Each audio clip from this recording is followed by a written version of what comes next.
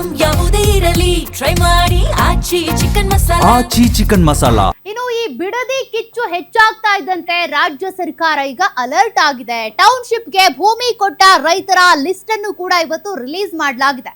ಬಿಡದಿ ಭಾಗದ 3 ಹಳ್ಳಿಗಳ ರೈತರ ಪಟ್ಟಿ ಬಿಡುಗಡೆ ಮಾಡಿದ್ದಾರೆ.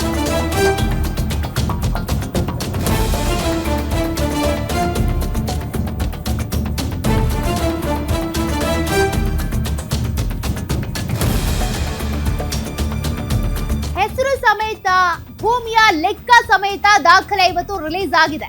ಬಿಡದಿಯ 3 ಹಳ್ಳಿಗಳಲ್ಲಿ ಭೂ ಸ್ವಾಧೀನ ಮಾಡಿದಂತ ಸರ್ಕಾರ 3 ಹಳ್ಳಿಗಳ ಭೂ ಸ್ವಾಧೀನದ ಗೆಜೆಟ್ ನೋಟಿಫಿಕೇಶನ್, ಗೆಜೆಟ್ ಪತ್ರಿಕೆಗಳಲ್ಲಿ ಭೂಮಿ ಕೊಟ್ಟ ರೈತರ ಹೆಸರು, ಭೂಮಿ ನಮೂದು ಇದೆಲ್ಲವನ್ನು ಕೂಡ ಇವತ್ತು ರಿಲೀಸ್ ಮಾಡಲಾಗಿದೆ. ಅರಳಾಳು ಸಂದ್ರ, ಗೊಲ್ಲರಪಾಳ್ಯ, ಬನ್ನಿಗಿರಿ ಈ ಹಳ್ಳಿಗಳಲ್ಲಿ ಭೂ ಸ್ವಾಧೀನ. ಅರಳಾಳು ಸಂದ್ರದಲ್ಲಿ ಭೂಮಿ ಕೊಟ್ಟ ರೈತರ ಸಂಖ್ಯೆ 2087. ಇನ್ನು ಬನ್ನಿಗಿರಿಯಲ್ಲಿ ಭೂಮಿ ಕೊಟ್ಟಿರುವ ಒಟ್ಟು ರೈತರ ಸಂಖ್ಯೆ 1204. ಗೊಲ್ಲರಪಾಳ್ಯದಲ್ಲಿ ಒಟ್ಟು 221 ರೈತರು ಭೂ ಸ್ವಾಧೀನಕ್ಕೆ ಓಕೆ ಅಂದಿದ್ದಾರೆ, ಅಂದ್ರೆ ಭೂಮಿ ಕೊಡೋದಕ್ಕೆ ಒಪ್ಕೊಂಡಿದ್ದಾರೆ. ಈ ಒಂದಷ್ಟು ದಾಖಲೆಗಳನ್ನ ರಿಲೀಸ್ ಮಾಡಲಾಗಿದೆ.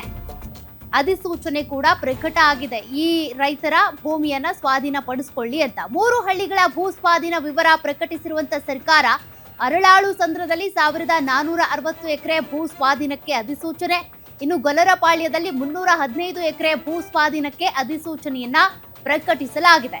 ಬನ್ನಿಗಿರಿಯಲ್ಲಿ 775 ಎಕರೆ ಭೂ ಸ್ವಾಧೀನಕ್ಕೆ ಸರ್ಕಾರ ಅಧಿಸೂಚನೆಯನ್ನ ಪ್ರಕಟ ಮಾಡಿದೆ.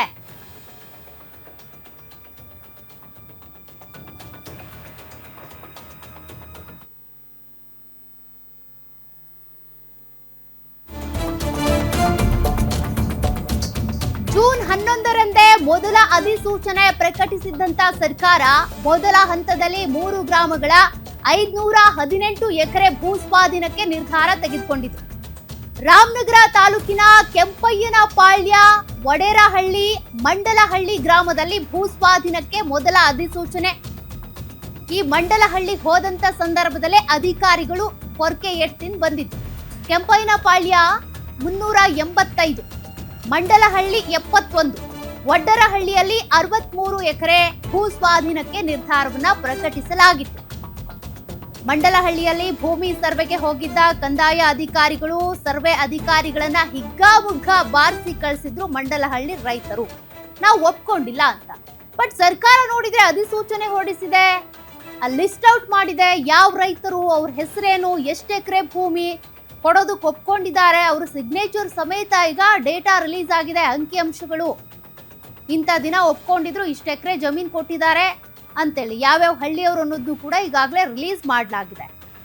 ಬಾಲಕೃಷ್ಣ ಅವರು ಕೂಡ ಅದನ್ನೇ ಹೇಳಿದ್ರು, ಯಾರು ಭೂಮಿ ಕೊಡೋದಕ್ಕೆ ಒಪ್ಕೊಂಡಿದ್ದಾರೋ ಅವ್ರ ಭೂಮಿ ಸರ್ವೆ ಮಾಡೋದಕ್ಕೆ ನಾವು ಕಳ್ಸಿದ್ದು. ಬಟ್ ಅವ್ರು ಹೊಡೆದು ಕಳ್ಸಿದ್ ಯಾಕೆ ಹಾಗಾದ್ರೆ? ಅವತ್ತು ಭೂಮಿ ಕೊಡೋದಕ್ಕೆ ಒಪ್ಕೊಂಡಿದ್ರು ಅಂದ್ರೆ ಸರ್ವೆ ಮಾಡೋದಕ್ಕೆ ಯಾಕೆ ಬಿಡ್ಲಿಲ್ಲ? ಅದು ಈಗ ಪ್ರಶ್ನೆ.